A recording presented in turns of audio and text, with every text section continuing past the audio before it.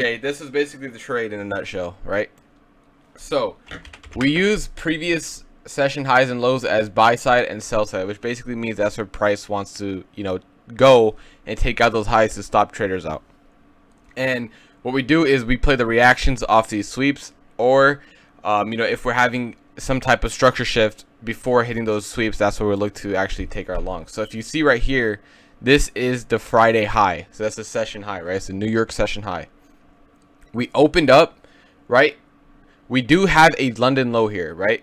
London low is basically another session, right? We could target that for sell side. But if there's no structure to go to the downside, then we're going to look for this buy side target here.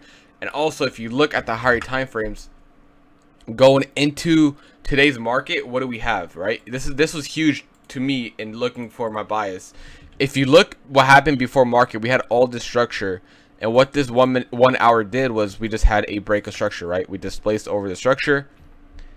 That's all it was. So this kind of gave me my bias that we're going to move a little bit higher today and look for, long setups.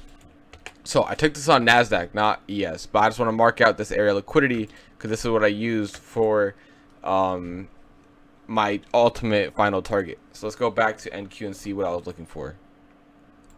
So this is an area liquidity here because what not only is it session lows and highs, but it's relative equal lows and highs as well. So I had this marked out as an area liquidity, and we did get that sweep. And yes, we do have our London sell side lower here, but it's all about the reaction off of those sweeps, right? So we have sell side 1 basically and sell side 2.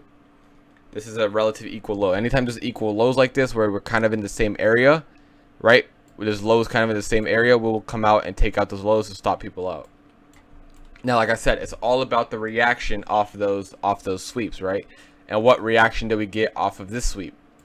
Well, you guys can see that we had these relative equal lows within this 1 minute order block. We came up. Let me actually delete everything else. So we had this, right?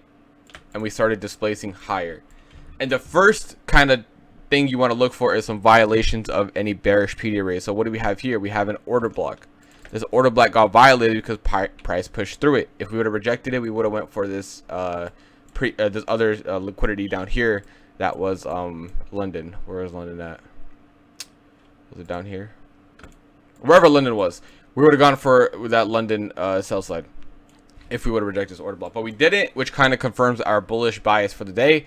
And now we're just going to look for some setups to take us to the upside. So I don't see any setups here, and like I said, I like to trade within 7 a.m. to around 7:45 is where I like to get my entries. So this is a little bit early for me anyways, because that's when the silver bullet happens, when we tap back into a fair value gap, which I'll go over right now, and that's the highest probability trade for the day. So same thing with ES. I kind of wait for a violation of a fair value gap. So ES was a little bit weaker, so I needed extra confirmation to actually take long. So what I waited for was this bearish fair value gap to get violated. So once this candle fully displaced back to upside, now I'm going to look for longs, and basically I have to find a good entry for those longs. So NQ and ES were a little bit different. NQ was a little bit stronger, so I wanted to take NQ.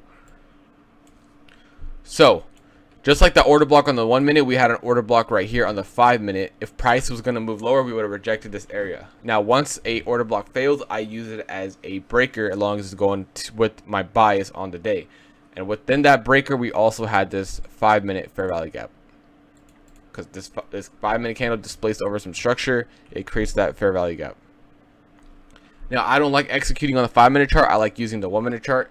So I went down on the 1 minute and see what I could cook up right here. And if we also look on where price, returned from, this was a high before the retracement, and this was a low, right? So you want to use your premium and discount ranges.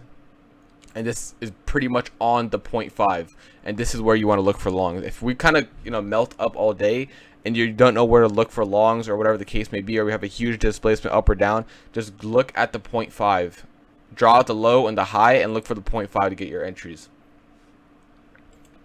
So I saw that the 5 minute was getting a bounce, looked nice, and now I'm just looking for another 1 minute entry. And what do we have? This is the 5 minute. We came down and wicked up, and we created this 1 minute fair value gap, right? So now this is going to be your highest probability trades, because now you got to put all your pieces together. We had that break of structure on the hourly. We had a reaction off of this sell side sweep here. we violated all the bearish PD arrays around this area, and ES still hasn't taken out its previous session high right here, right? So this previous session high is where we're looking at for our area of liquidity. So once we got that, I got my entry here.